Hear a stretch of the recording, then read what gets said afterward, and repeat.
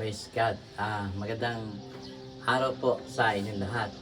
Ako po'y natutuwa, nagagalak at ako po'y makapagbahagi patungkol sa ating paglilingkod sa mga kamangyanan dito sa Mindoro. Mula po dito sa Abrante Ilog, ako po si Pastor Ricky Calcetas at nais ko po magbahagi ng aking ilang natatandaan bilang kasaysayan ng aking pagmimisyon at mula sa simula dito po sa Mindoro.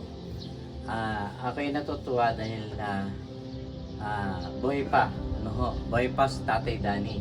Siya po yung kauna-unahang nakilala po at natuluyan ko nung ako'y binata pa dito sa Abrante Ilog, Santa Maria, Occidental Mindoro, na kung saan ay first time ko makarating sa kanila noon ay 8 hours ang lakad mula sa Wawa, at kung magbabangka ay dalawang oras sa bangka ni motor.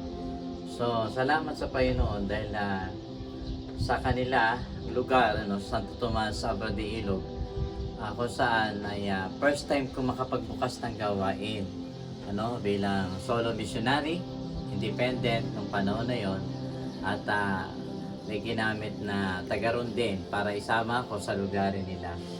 So niloob ng Panginoon na marating ko ang lugar nila. Naalala ko noon ay hindi pa uso ang cellphone at wala pang cellphone, wala pang solar panel. Sa lugar nila talaga walang kuryente. Pero nung first time ko makadalaw, ako po yung nagpasindi ng kulman at parang yun ang pinakamaliwanag na ilaw nung araw na digas. So dinumog yun ng maraming kamangyanan. So sa nung 35 years ago na itong aking kinukwento. At doon nagsimula, nung gabi na yon ay dumumog ang mga kamangyanan at nilid naman tayo ng Lord. Sa edad ko noon ay 21 years old.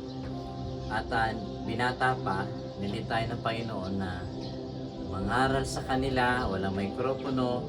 At ang natatandaan ko noon, ang dala ko lang noon ay gitara. Ako lang mag-isa. Nung naglakad papunta sa lugar nila, ay nakapangaral tayo, nakapagpaawit at nilid tayo ng Lord na ipag-pray ang mga may sakit.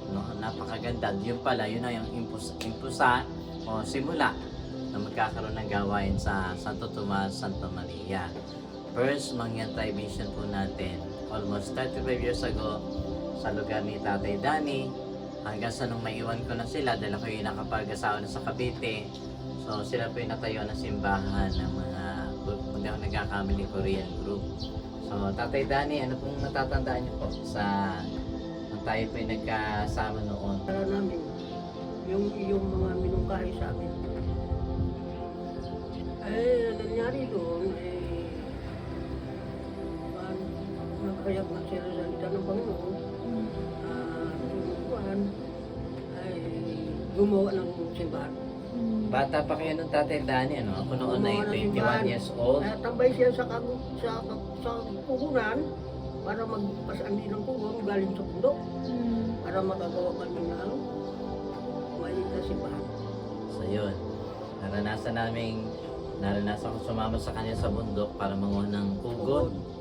Na pinakabubong ng aming unang kubo chapel. At ganun din, nilagyan nila ako ng kubo na matutuloy ang sariling kubo na bahay. Sa gilid, kadikit ng kalang bahay. So, kung di ako nagkakamali, inabot ako doon ng 7 taon na nanirahan sa inyong lugar hanggang 9 na taon. So, buhay pa lang si Nanay Mary. At maganda yung lugar nila, harap ay dagat at ang gilid ay ilog. Sa tagal ko nakituloy sa inyong tatay, almost 7 years, kung anong pagkain ninyo, yun ang pagkain ko rin.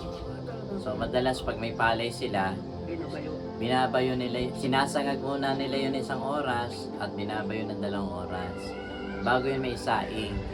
At madalas siguro 1 beses na tayo nakakain ng kanin sa isang araw. At balingoy, kamuting kahoy, saging, at minsan nami, yun na aming pagkain doon. So naranasan ko yung buhay katutubo talaga sa lugar nila nung ako'y binata pa. At madalas sa ilog tayo nainom ng tubig, tatay. Silog. Sa ilog kami naiigib ng tubig at inumin. Hindi gaya ngayon, meron na doon mga gripo, may mga solar panel. So, may cellphone. Noon talaga wala. Isang taon lang ako nakakatikim makauwi sa aking probinsya sa Laguna.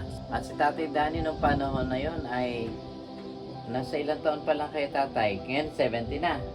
Ay, ngayon 76. So kung babawasin yung mga 30, 40 years ago, halos na, no?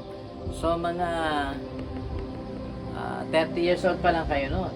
Ay, Mahigit. mga 40 na siguro. 40. Ayan.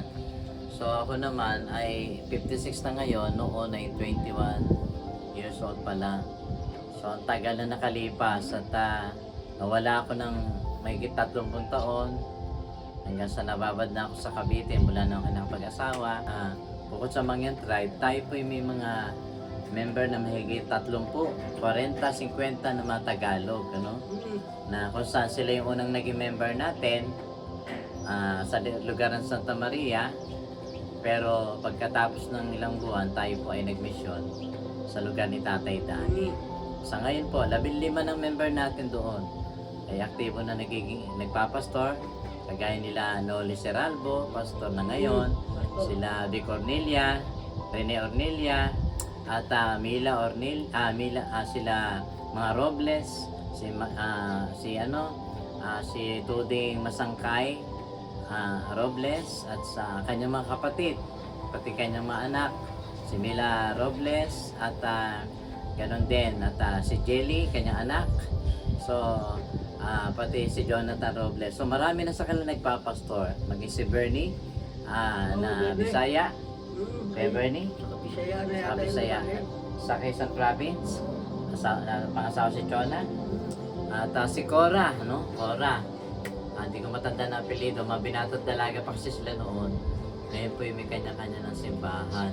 Sala. Tama po ba? At ang kanilang inaanak, si Carlito nakatutubo, ay matagal nang naging pastor sa lugar ng Santo Tomas ating nabuksan nung araw. So, hindi ho nawala ng saysay ating mga pagod, pagtitiis, lungkot na tiniis, at minsan gutom sa lugar na yon na tabang dagat pero ang hirap na isda.